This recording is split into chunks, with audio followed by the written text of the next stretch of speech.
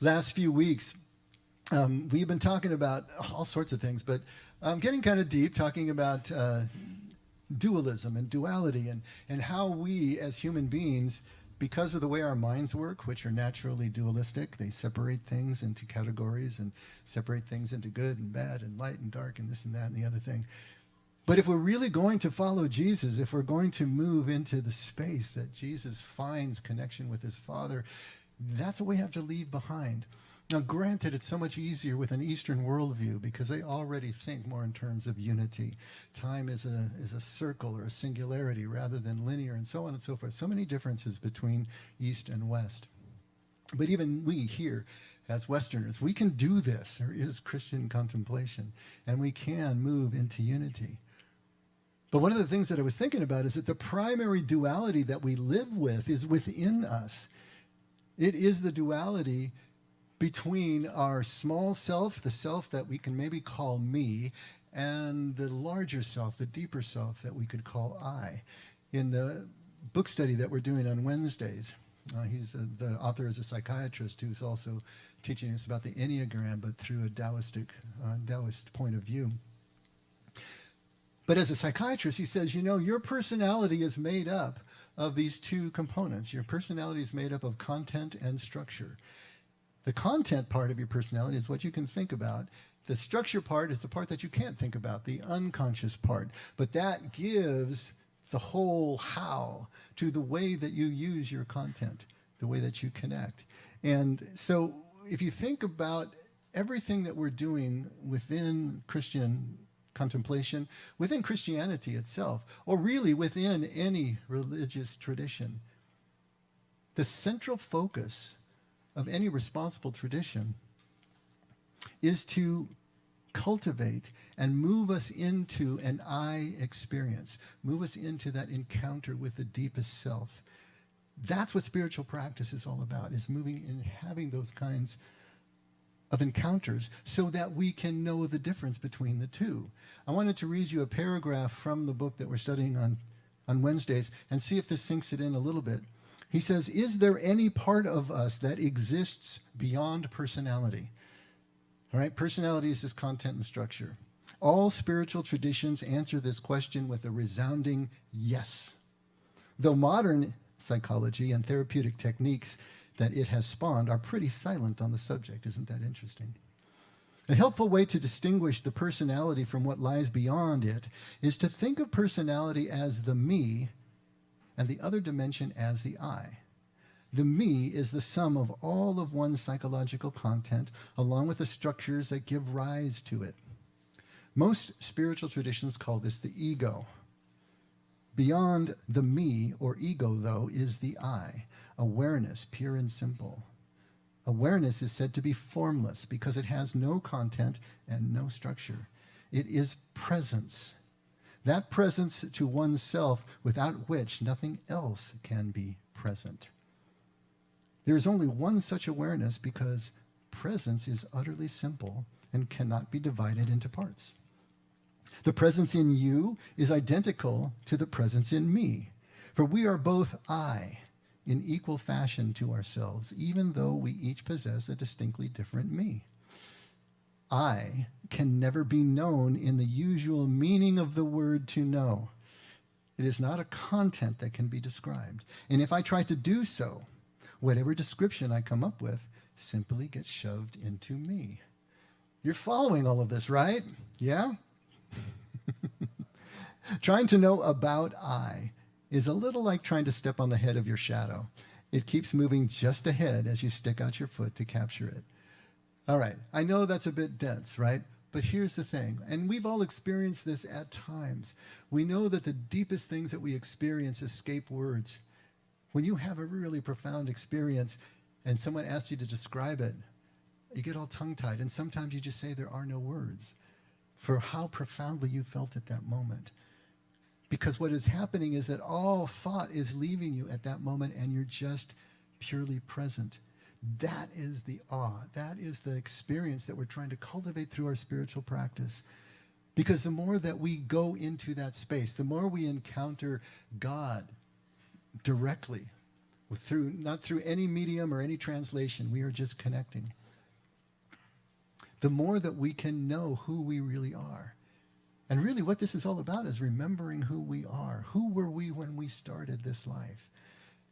Everything got packed on, and now we want to come back. And so it's very difficult. It's inexpressible to have this experience because it takes us out of our forgetful minds. Our minds are what caused us to forget who we really are. But these experiences then allow us to remember who we are. And all of these responsible traditions that we're talking about, Christianity is ours, all the practice, all the doctrine should be pointing to this I experience, this kind of presence. If it's not doing that, then it really doesn't have any point. Why are we doing this if we aren't moving closer to an absolute and personal experience of God's presence? If you think about it, the word religion itself comes from Latin, religare. And religare means to rebind, put something back together again that has been separated. In other words, to make something non-dual that has been split into a duality. What religion should be doing is reminding us that we really are one with God, that we really are one with ourselves. I mean, how alien do we feel to ourselves most of our lives? And to remember who we really are. Religion is about healing the split that we learn how to live as soon as we eat from the tree of the knowledge of good and evil as children, as soon as we become self-aware.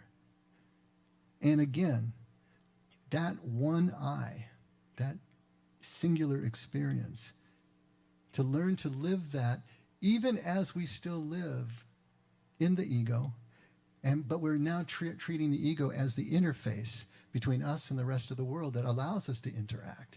We need that. But to overlay that I. What does it feel like to have that I experience?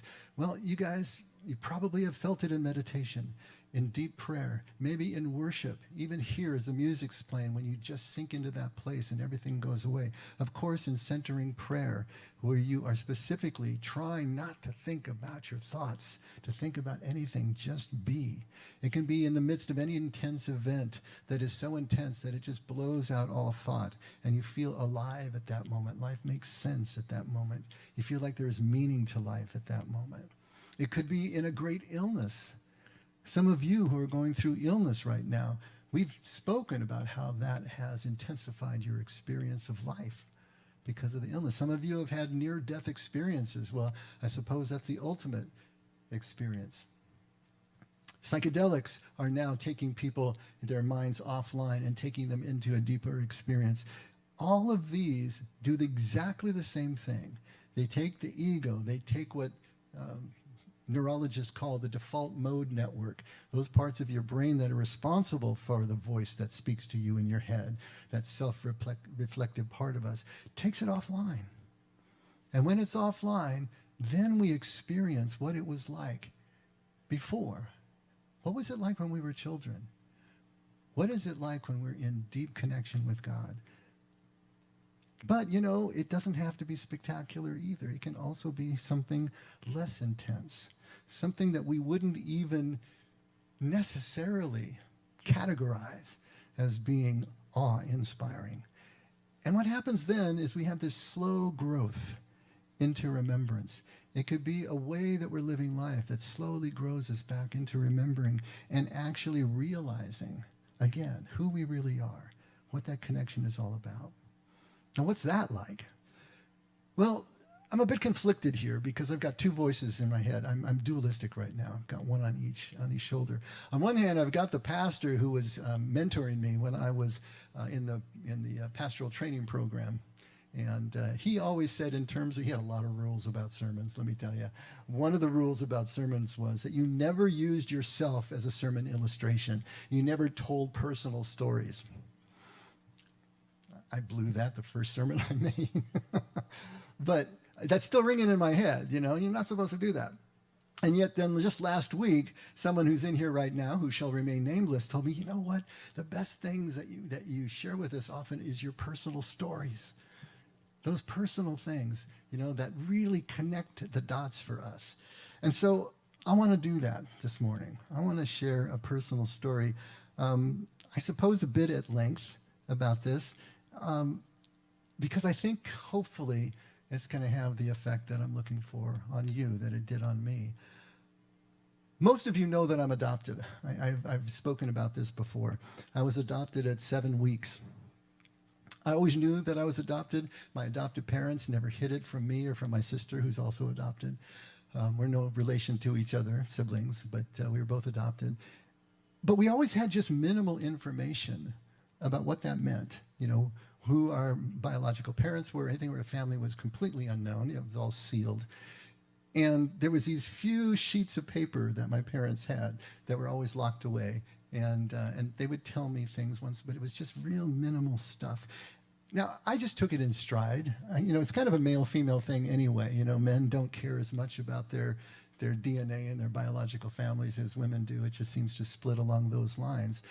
Maybe I'm a little less because I'm a little bit aspy, and so it just didn't really register, And so I just took it in stride. My adoptive parents were great, and I just was living my life and not really too worried about it. Until my 30s, when my life started crashing down. And then I started thinking about it a little bit more, because I was searching for some sort of identity. Who was I? Who I thought I was just all over the floor, in the wake of my divorce and other things that had happened. And so I thought about it. And what I did was I called the adoption agency, and I was able to put a waiver in my file at that time, that if my parents or one of them had put a waiver in, then they could have released information to all of us. But that hasn't happened in 35 years, and I think the moment has passed.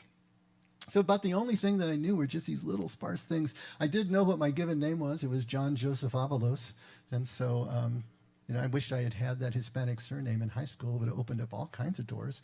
But, I had Brisbane, Scotch English. Here we go. And so I knew that. I knew that that was my name. And I knew that I was Spanish, French, and Italian. Mom always told me that. Spanish, French, and Italian. But I figured that was more European. I didn't think of it as having any Indian blood until my oldest daughter, 3 years ago, decided she wanted to do the DNA test. And so she does a DNA test and finds out she's 19% Indian. And this Indian either be South New Mexico or Northern Mexico. And so suddenly I realized I've got all this Indian blood that I didn't know about. And so it kind of changed things. It's like, okay, I'm really Mexican. This is cool. All right. Hispanic. I can get behind all that. And then Caitlin was asking for more research. She wanted to know more. What was about our family? And she was going through kind of an identity thing, and she was looking for this. So I spent a huge amount of money, $163, with the Holy Family Adoption Agency in downtown Los Angeles, which used to be Catholic and now is Presbyterian for some reason. I guess the Catholics sold out. What are you going to say? But at least they kept their record, so that was good. And so I spent $163 to get everything that they could send me that was non-identifying. And so I got these records back. And the one that was definitive for me was the social worker's narrative in the interviews that she had with my mother. And this is both as she was just coming into the system for during her pregnancy, and then, of course, afterwards for the relinquishment interview. And when I read this narrative, it was amazing. First of all, it so impressed me. This social worker captured so many details and nuances. And I don't know if this is normally what social workers do, if they capture this much detail, or if I'd like to think my mother was just such an interesting case to her that she really, brought it all. But it was amazing, the detail. And the thing read like a Hallmark movie. Now, I don't like Hallmark movies. But this was amazing. This was amazing how this played out. The social worker describes my mother as a 23-year-old attractive Spanish woman. Attractive. I'm reading between the lines. She was gorgeous. She was beautiful, right? 23 years old, Spanish. Of course, now we can read Hispanic or Mexican in there because she had the Indian blood, of course. She was the oldest of 13 children, all right? which also made her a second mother. Her mother was only 39 years old at the time that I was born. So she had hand in raising the rest of these kids that were all ranging in age from 23 down to newborn. And her mother was again pregnant at the same time that she found out that she was. But the social worker records that she loved her family. She loved the big family. She loved the life that she had in that home, which I just thought was so interesting. Her father was a barber and a musician. So he was a barber by day, he would play gigs at night, and he did all sorts of odd jobs, and he was the only one who was bringing in an income. And for 15 people, it just, you can imagine, was not enough. Even in the 50s, he just wasn't making it, but he was doing the best that he could. My mother was a high school graduate. That's as far as she got, and she got a job as a secretary in an aircraft company, aerospace company. And the social worker actually says that she refrained from buying things that she would have liked to have bought for herself in order to bring the money back to the family, because she knew how important it was to have that money coming in. So she was able to supplement her dad's income. Her mom stayed home, obviously. The kids, 13 kids, what a more than full-time job that was, of course, right? And then she met this guy at work, and he was an Air Force cadet who was a draftsman at the job, and they got involved, and she got pregnant.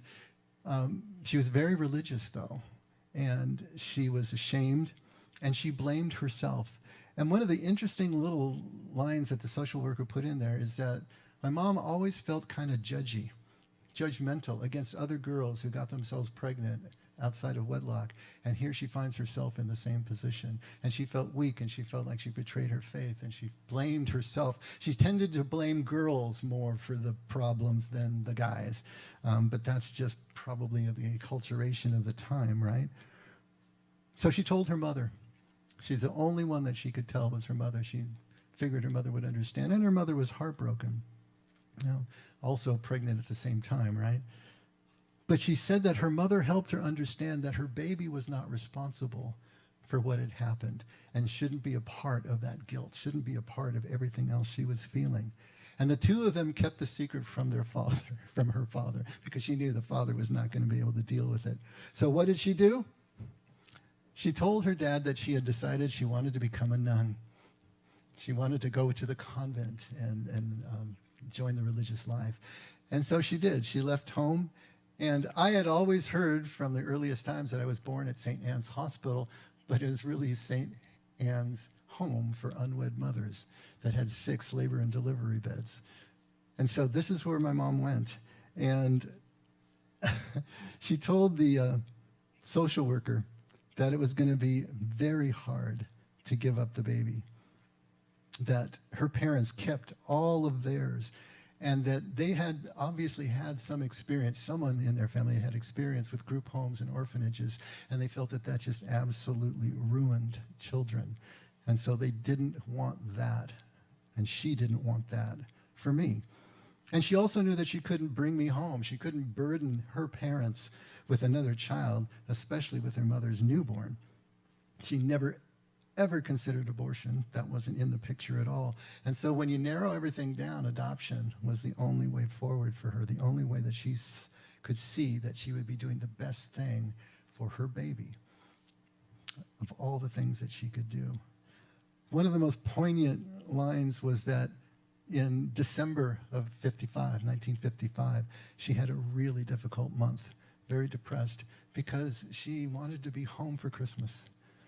You know, think about what Christmas must have been like with 13 kids, you know, even in that poverty-stricken condition.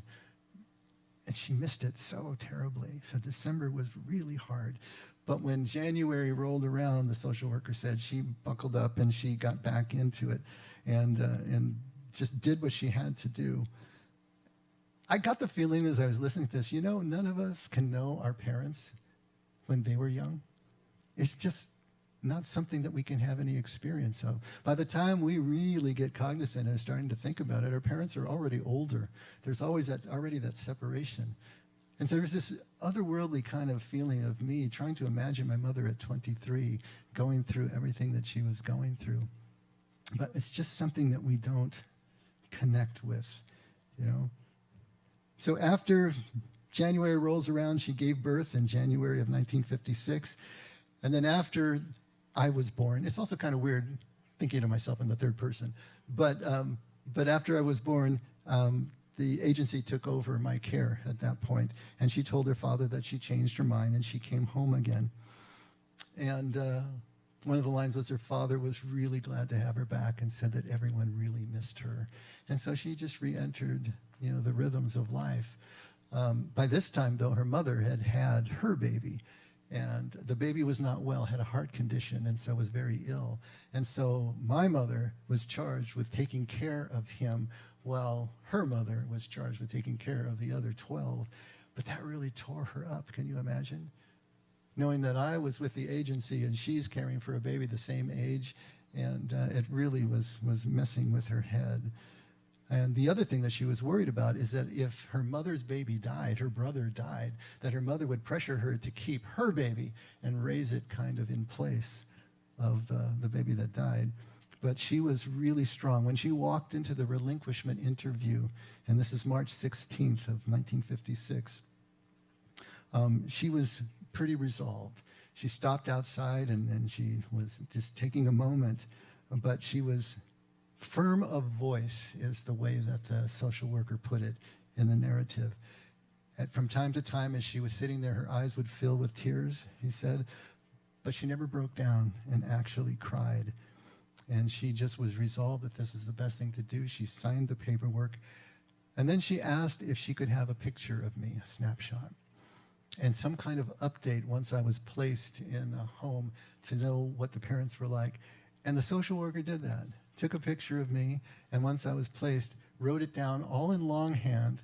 And when she addressed the envelope, she used her home address as the return address, and was very vague about the wording. So just in case it got into her father's hands, we didn't really know what was going on. And I just think about all that had to happen in the 50s, that we don't really think about. It was such a different world back then. Why am I giving you all this detail? I think it's not just self-indulgence.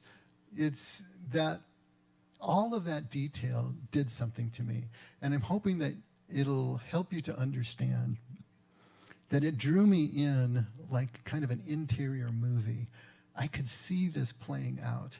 I could see the colors. I could see the spaces. I could see what was going on. I don't really have a clear image of what my mother looked like, even interiorly. But I could see it all. I could see it all happening. And it was the first time that I felt with all my heart that I really wanted to meet my mother. I wanted to talk to her. I wanted to see her. I wanted to thank her. I wanted to just see who she is, because she so impresses me in just this page and a half of a social worker's narrative. It gave me a sense of my heritage that I never really had before. The only blood relatives I have are my 3 blood children. That's it. That's all I know.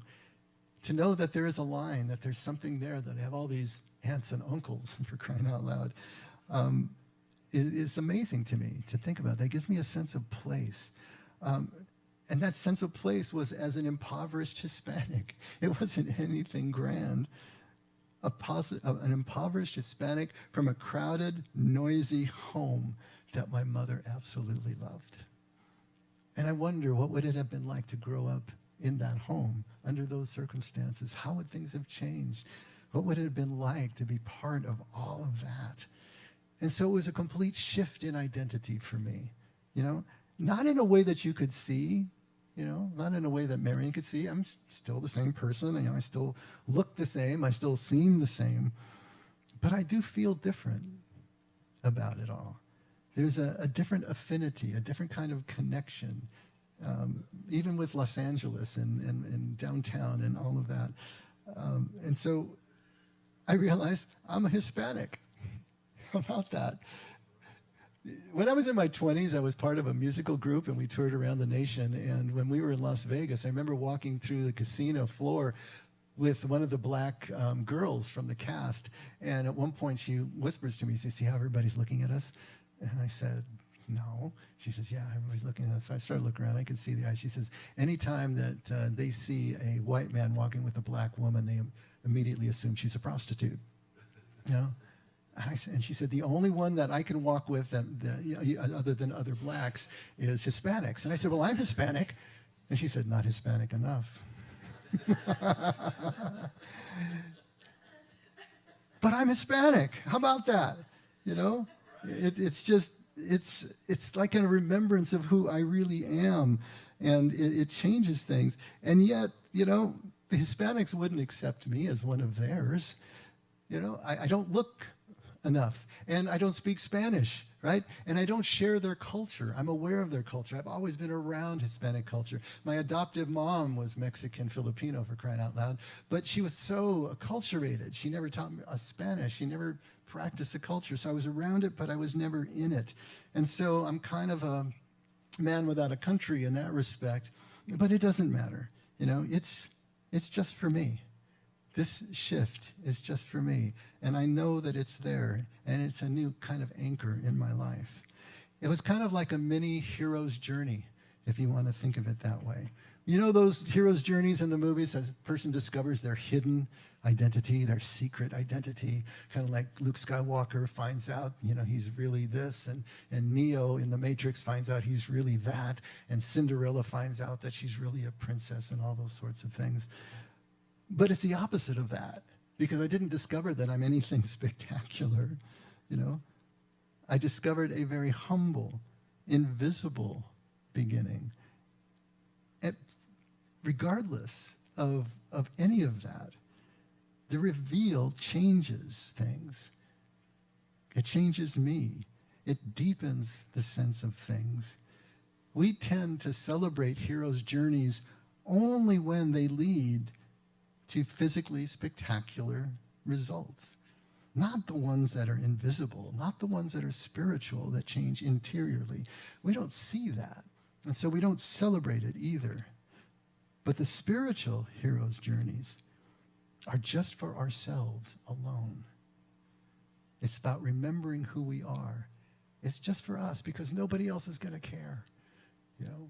But it's the most critically important thing that we do. And this is the irony. This is the rub. The most important thing we do is the thing that we're never going to be celebrated for. We're never going to get a medal for. We're never going to be lionized for. Jesus remembers who he is in the wilderness, those 40 symbolic days. He remembers that he and his Father are one. He has this shift in identity. But when he gets back home, he doesn't look any different. He's still poor, right? And even though he changed dramatically, and people did recognize the drama of his difference, they still didn't accept him. Not the people at home. They drove him out of the city and wanted to throw him off a cliff, for crying out loud. And even we imagine Jesus as beautiful. Imagine Jesus as powerful, as commanding. But what do the Gospels say? They say that Judas had to be hired to be able to point him out. Jesus was not spectacular physically. He was not someone who stood out. The authorities knew of him, but they couldn't pick him out of a lineup, and they had to hire someone who knew him. And here's the problem. If we only celebrate what we're attracted to, then we're never going to remember who we really are, because we'll never be able to turn that spotlight back on ourselves and turn off everything that we're attracted to or that we want to run from, and be able to just see what is really here. For us to be able to recognize Jesus as Master, to recognize Jesus' true identity, it's going to be like recognizing Yoda. Small, diminutive, not spectacular. How are we going to see someone like that as the master that we need to throw everything into and learn from? Completely unexpected.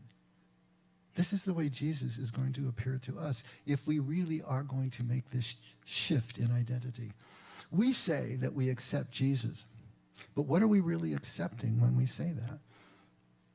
Most of the time, almost all the time, I would say, what we're accepting is our own mental image of Jesus, our own belief in Jesus that we have been taught, that we have garnered for ourselves, but it's not the real identity of Jesus. What does Scripture say that Jesus is? Nathanael says, can any good thing come from Nazareth? I mean, that's what they thought of what his background looked like, right? Unflattering. How about Isaiah 53, the poem of the suffering servant?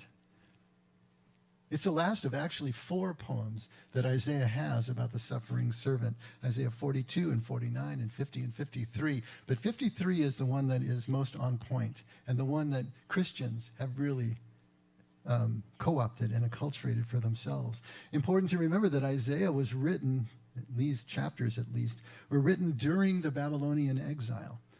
At this time, Israel was completely defeated. The temple was destroyed.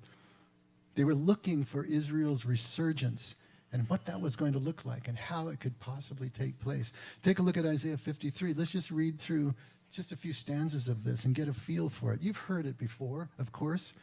Who has believed what they heard from us? And to whom has the arm of the Lord been revealed?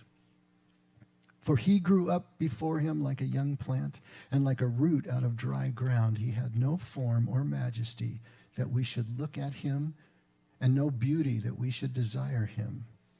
He was despised and rejected by men, a man of sorrows and acquainted with grief. And as one from whom men hide their faces, he was despised, and we esteemed him not.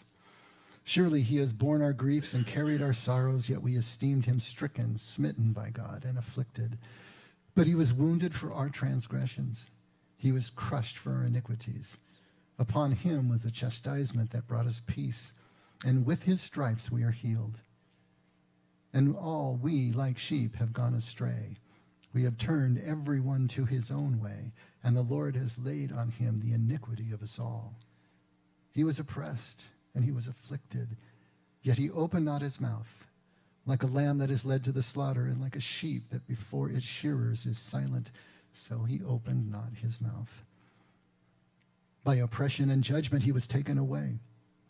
As for his generation, who considered that he was cut off out of the land of the living, stricken for the transgressions of my people? And they made his grave with the wicked, and with a rich man in his death, although he had done no violence, and there was no deceit in his mouth. Yet it was the will of the Lord to crush him. He has put him to grief. When his soul makes an offering for sin, he shall see his offspring. He shall prolong his days. The will of the Lord shall prosper in his hand. Out of the anguish of his soul he shall see and be satisfied. By his knowledge shall the righteous one, my servant, make many to be accounted righteous, and he shall bear their iniquities. Therefore I will divide him a portion with the many, and he shall divide the spoil with the strong, because he poured out his soul to death and was numbered with the transgressors. Yet he bore the sin of many and makes intercession for the transgressors. Pretty bleak sounding, right? Now, unrecognized, unattractive, abused. This is the picture that's being painted of the suffering servant. Is this who Jesus is? Now, one thing we have to remember is that Israel is often portrayed as one individual person. A son, a child, a servant. And in that case, that one person is used as a metaphor for the entire nation. Now, Jewish scholars reading Isaiah are split, whether this refers to the Messiah himself or to the entire nation of Israel, or both, it could be, but they don't really know. Christian scholars see this passage as, of course, pointing to Jesus as the Messiah. But as we do that, so often we miss the obvious point. This Messiah is completely unrecognized, despised, disregarded, unattractive, except to those who have learned to see with the Father's eyes. It is not going to be a physical, spectacular nature that we're looking at. And that's what we're usually looking for. But when we've learned to see with the Father's eyes, everything starts to change. This is why Jesus is so intent upon us learning to love the enemy, right? He's teaching us to see value without attraction. Value without attraction. How hard is that for us to do? To be able to see beneath the surface, to see beyond the obvious differences, the dualities that are so obvious to us, to the oneness that is always underneath. To accept Jesus, to really follow Jesus, is to see what Jesus saw, how Jesus saw, see the way that Jesus saw, and in the process to remember who we are in each other. Because that's the only way that we're ever going to know who we really are. It's in each other. There is no real identity for any one of us apart from each other, apart from God's presence. Anything that we conjure up in our minds, that is just the me talking again. That's the content that we can talk about. That deeper I is something that can never be expressed, but it can be experienced. And that experience can give us the conviction of who we are.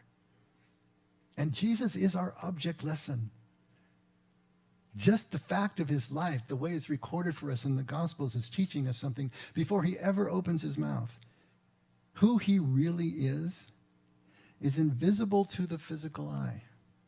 It's invisible to the world. And that's on purpose. And when the church became attached to the world, especially starting in the 3rd century when it became attached to the Roman Empire, they had to change Jesus to what the world and the world's eyes, our physical eyes, would accept, or it wouldn't have connected. Because the church became attached to the world, Jesus had to be seen in a way that the world would accept. But the real Jesus, he is only interiorly significant. And we need the Father's eyes to see that. Which means that Jesus' way is always and ever about turning down the me, turning down the ego, the part that is attracted to what is spectacular, the part that always sees things in terms of right and wrong, light and dark. If we can turn all that down and keep turning it down, eventually only the I remains. That part of us that is one with everything. That's the hero's journey. And this hero's journey costs us everything. Everything that we think we are, everything we think the world is, everything we think God is. It's the only way it works. This little passage ran across my email just a couple of days ago. Amazing how that happens, right? You get the thing you're looking for, it just shows up right in your inbox. This is from Valerie Kaur, who is a Sikh educator and an author. And if you're familiar with Sikh, S-I-K-H, it's a relatively new religion. It only started about the 15th century in India. And it's monotheistic, and it shares so many of the same values that Jesus shares with us from that Eastern point of view. But anyway, she writes this: I was in 8th grade, sitting in the library with my very best friend in the whole world. Her name was Lisa. We were working, but we were really giggling and passing notes to each other. When Lisa gets really quiet for a moment, and she has this faraway look in her eyes, and she says, Valerie, I just can't wait until Judgment Day. I said, what do you mean? She said, well, then it'll just be us. It'll just be us. I can't wait until it's just us who are left. I said, well, where will everyone else go? And then she looked at me very uncomfortable, and she said, well, you know, down there. It was that moment that I had to break to my very best friend the fact that I was not Christian. I could see the blood drain from her face. How could her very best friend not be saved, not be good, not be Christian? She had inherited a theology that divided the world into good and bad, right and wrong, saved and unsaved. Her theology severed her from her own deep knowing that her best friend was good and beloved. It's like her theology stole me from home. She was trying to make it all make sense, trying to hold both. But she couldn't hold both. She had to let me go. 15 years later, after I thought our friendship was over, Lisa would reach out with an apology. She would still be Christian and I would still be Sikh, but she had long abandoned the particular theology that had tried to sever us one from another. She had gone on her own journey and had eventually come back to our friendship.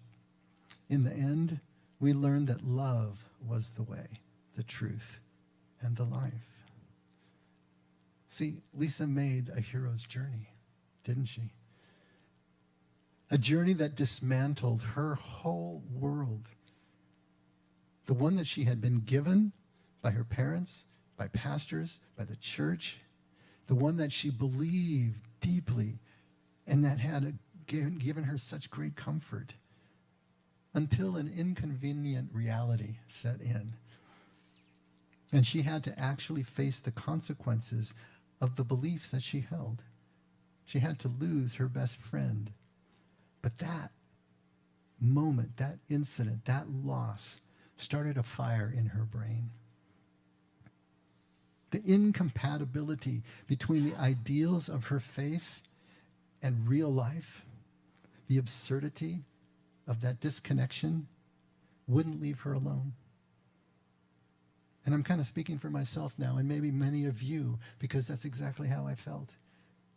The absurdity of certain things that happened when I was holding on with everything that I could to who I thought I was, just couldn't be done anymore. And it took her 15 years to remember who she was. One with a God that she couldn't accept until she lost her me and it merged into I, lost herself in oneness, and finally came home to her best friend. When I was still a kid, I remember my adoptive mother telling me that my grandfather was a concert pianist. I loved that idea. I just thought that was so cool, you know? Kind of like there was this grand past someplace in there, right? And when I started playing music, I felt that connection with him, right? I don't know where she got that idea. I have no idea. It wasn't in any of the paperwork that I had for 65 years. And when I finally got some other paperwork 3 years ago, now it appears that the truth is much smaller. My grandfather was a barber who played gigs at night to try to make ends meet for this huge family, and he was failing miserably at that. Don't even know what instrument he played. You know, he needed my mother's income to keep the family together as well as he possibly could. And yet now, I like this story better. I may not have as a kid, you know, but enough life has passed in my life that I can start to see myself in my grandfather. And I can really begin to love a scared young mom that I will never meet. And all of that is beginning to remind me who I really am.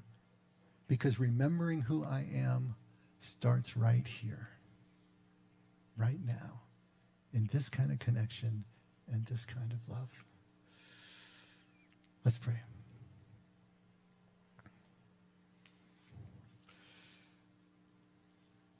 Oh, Father, our lives are amazing things. Each one of us can look back at the tapestry of our lives over the decades and see so much. Every one of them is a Hallmark movie. Every one of them is so full. Help us to use that. And help us to use what's happening right here and right now. All of our relationships. To strip away everything that is non-essential. To strip away everything that is merely obscuring. limiting. So we can get right down to ground zero. We can get right back to just the I. So we can remember who we really are. Help us to recognize those moments when we do, so we know when we are encountering you in pure presence and spirit. And we can even memorize that feeling that we'll never be able to express and bring it back into moments when we feel so disconnected. Because you are everything, Father. You are the source of all life, our lives. And we want to connect with you more and more so that every moment that we live and every choice we make is consistent with that. And everything makes sense in the deepest way. Thank you for this love, Lord. Thank you for this connection. Never let us forget we can only love because you loved us first. In Jesus' name, amen. Let's all stand.